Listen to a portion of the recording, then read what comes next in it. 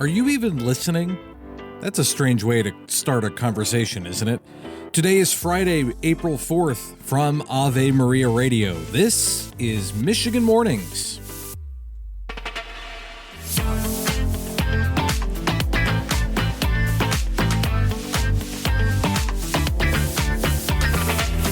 Good morning from Ishpeming. I'm Matthew Handley. In a few minutes, we'll talk about the different types of listening, but first, let's begin with our local news. It's a good day for the pro-life movement here in Michigan. Several Planned Parenthoods across the state are shutting their doors at the end of the month. The closing locations include Jackson, Petosky, and Marquette. Additionally, 2 centers in Ann Arbor will be merging in May. Planned Parenthood is one of the nation's largest abortion providers. They cite the Trump administration's freeze to Title X funds as the cause of the closures. In Marquette, the Pro-Life Pregnancy Resource Center, the Care Clinic, says they are available to provide ultrasounds, STI and STD testing, and treatment services. If you or someone you know has an unplanned pregnancy and is seeking options, look for a pregnancy resource center near you to make an informed decision about you and your child. Stellantis is laying off nearly 900 employees in response to President Trump's tariff announcement. The layoffs will impact workers at 5 of the automaker's U.S. facilities. Stellantis also announced it will be pausing production at 2 of its plants in Canada and Mexico.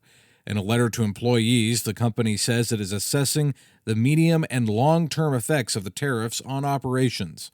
Automakers are now facing a 25% import tax that took effect yesterday.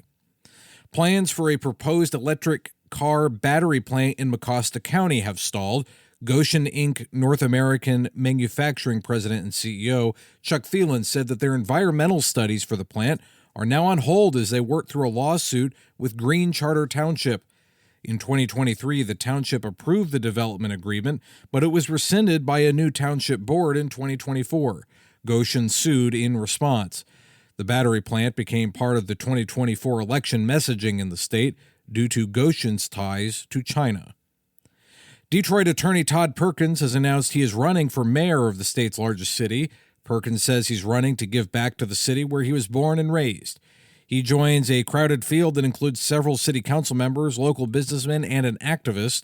Perkins says the city needs a mayor that puts the people of Detroit first and works with the business community to benefit everyone.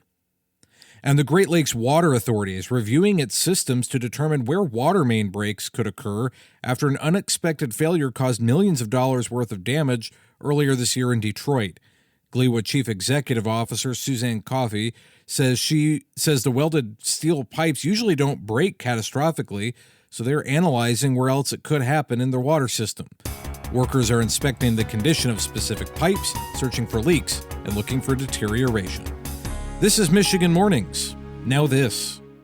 Do you have a teenager at home who's full of potential? Too often the world is telling you to be content with mediocrity instead of raising respectful and responsible young adults with strong character. Hi, everybody. I'm Dr. Ray. If you need some help, not only to navigate those teen years, but to really enjoy them, check out my book, Standing Strong, Good Discipline Makes Great Teens, as well as my other books on the store page at AveMariaRadio.net.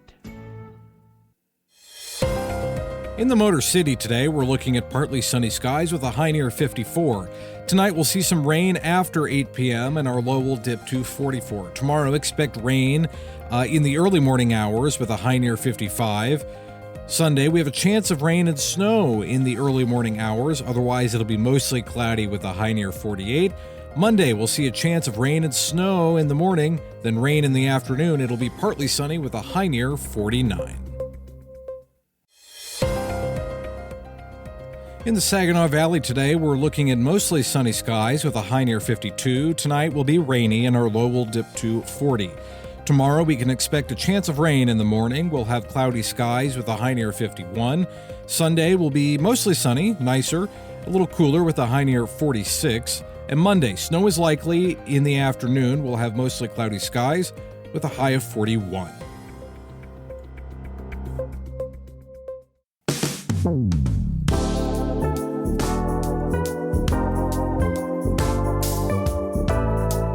Welcome back to Michigan Mornings. I'm Matthew Handley.